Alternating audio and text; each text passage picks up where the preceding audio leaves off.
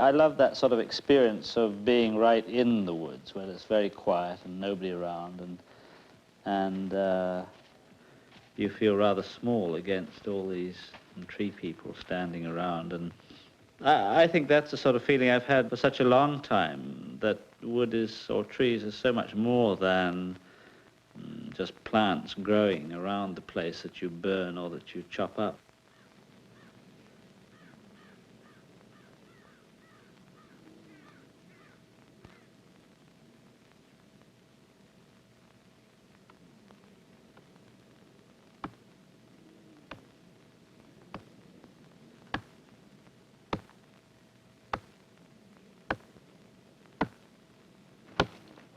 When I come to chop a tree down, I don't particularly like killing the tree, but I am hopefully going to use its wood to a good purpose. I think people have to realize when they're working with wood that it is demanding and it does require understanding and respect in order to get a good job out of it.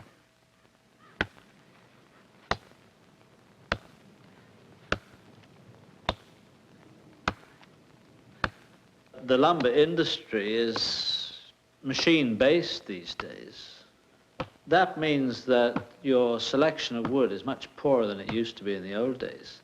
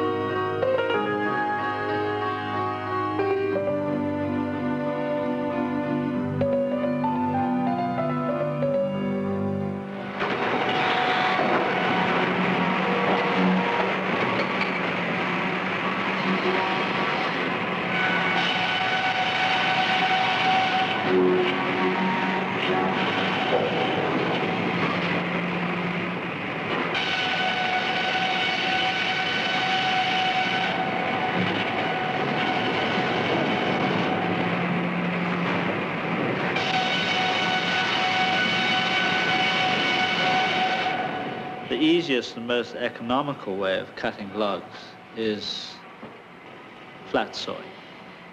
By this method, the best boards come from the outside of the log. The center of the tree is formed when it's young, and this wood has a property which causes it to shrink and swell more than the outer wood. If you look at the end of a board and the annual rings are steep or at right angles to the board, then this board comes from the center of the tree.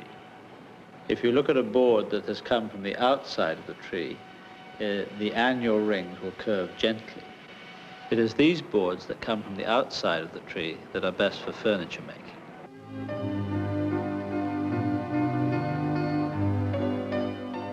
There are a great number of different species of trees in Canada.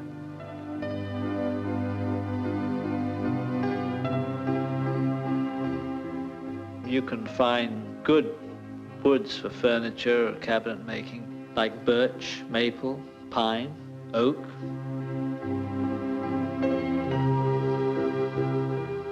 Cedar, butternut, fir, any number of woods.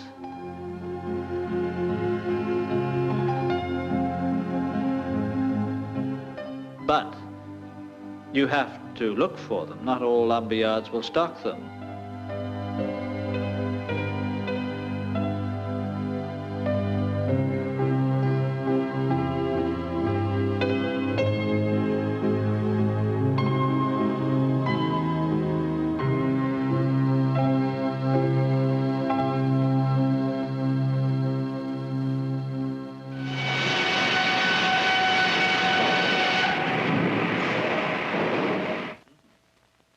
Oak is a good wood for some furniture.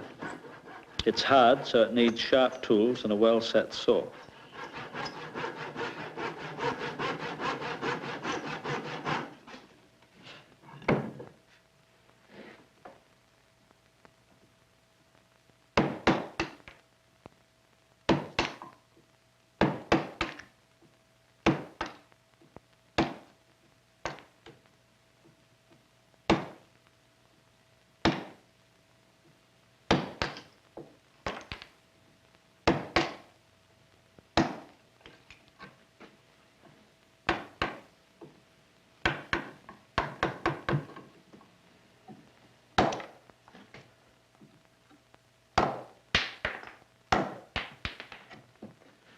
There's this fallacy that once you have a dry piece of wood, whether it be kiln dried or air dried, that then you have a piece of wood that'll stay that way forever, and that's obviously not so at all. Wood is governed by atmosphere and particularly by moisture. It will give out moisture or take in moisture all its life.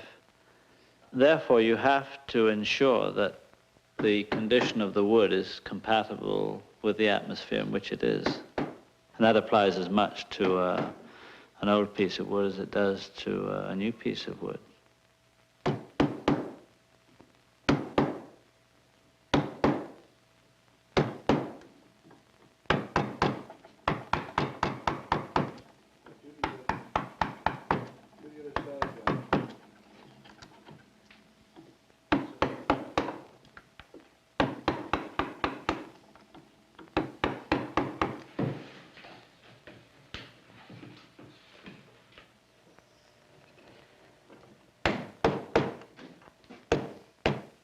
I enjoy cutting a mortise and tenon joint by hand to get it really tight and strong. If I used wood that had a lot of moisture in it, the wood would eventually shrink and the joint would loosen and really would lose its purpose altogether.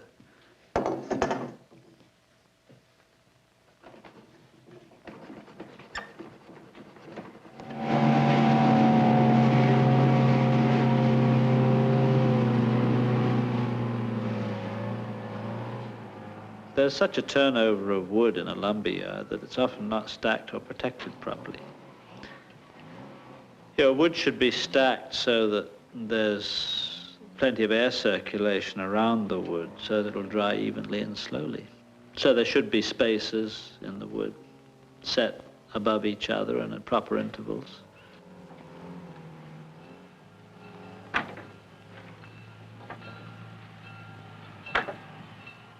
The lumber industry often kiln dries wood rapidly and rather poorly. And although this wood is all right for construction, it is not suitable for furniture making.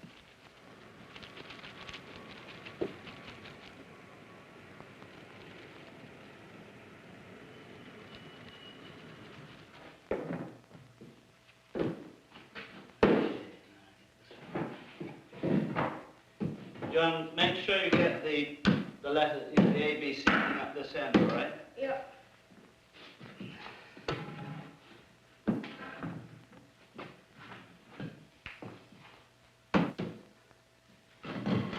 If you can't get the dry lumber you want, you can bring back green lumber and dry it yourself.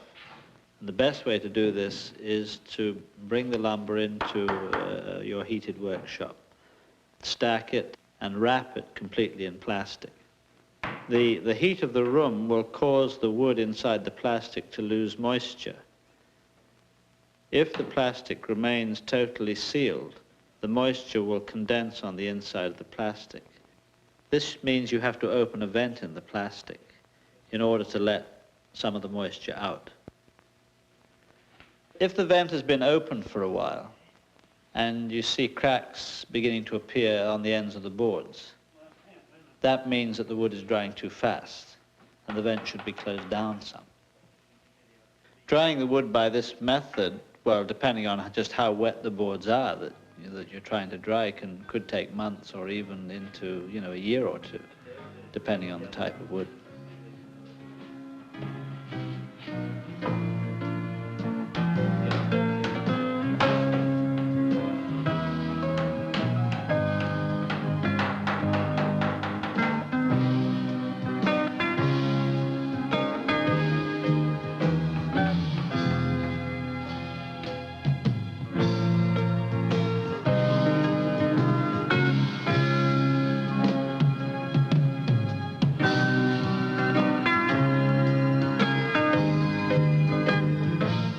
When you build a piece of furniture, it's a process of joining pieces of wood together to arrive at the finished result. But this bench is part of a larger process, which is one of removing wood.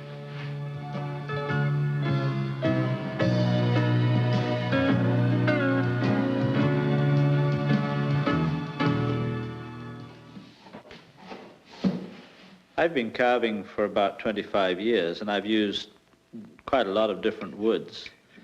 And each wood has its own particular value and challenge.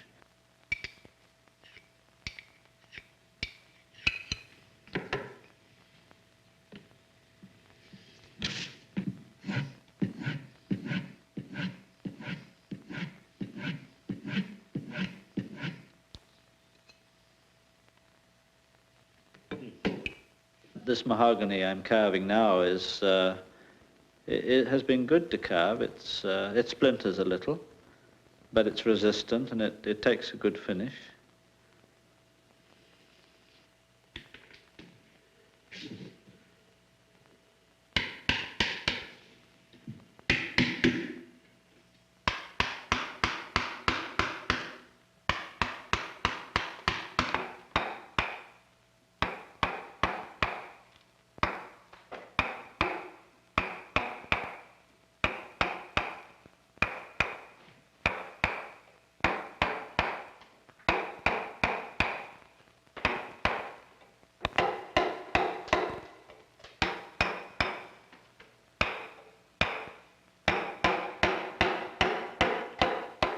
There are times when there's a need to pause for quite a long time, and I find just to sit and look at what's coming out of the wood and reflect on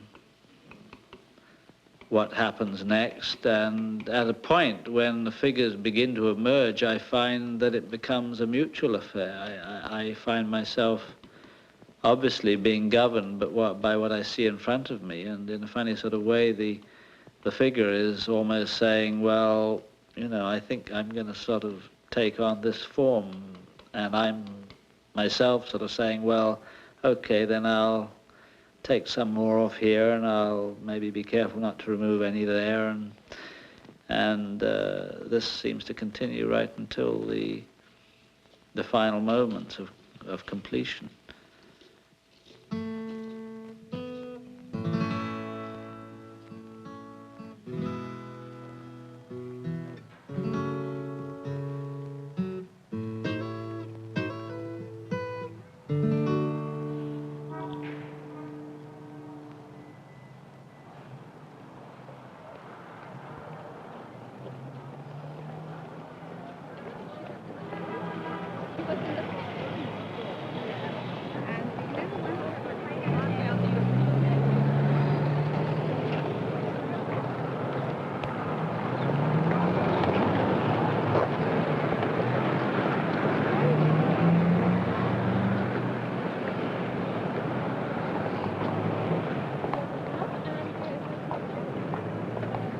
Those figures, whilst they've been developing, it's been very much of a mutual affair, but as they come to completion, take on their own sort of personality, it really goes full circle back to the tree in the woods. You can chop it down, or you can just look at it and admire it, or touch it, and it's there and it's going to be there, and you don't really matter much one way or the other. And yet you have the pleasure of being involved with the tree, with the wood, and in its transformation from one form to another.